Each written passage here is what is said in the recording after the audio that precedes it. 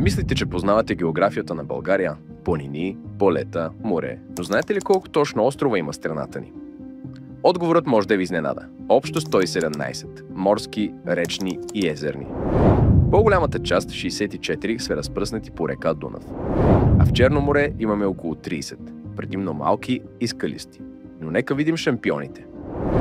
Речният шампион е остров Белене. С площ от 41 квадратни километра, той е по-голям от град като Сандански и днес е природен парк, дом на стотици видове птици. Но островът пази една от най-мрачните страници в българската история. Тук се е намирал най-големият концлагер по време на комунистическия режим, а на западната му част и до днес има действащ затвор.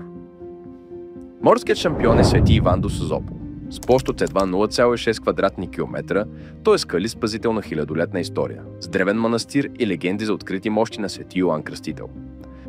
Но освен шампионите имаме и истинско островно съкровище. Света Анастасия е единственият необитаем морски остров, с бивш манастир, превърнат в туристическа атракция, до която се стига с корабче за едно незабравимо приключение. И така, отговорът е 117 острова. Знаете ли това? Споделете в коментарите кой от тези острови искате да посетите.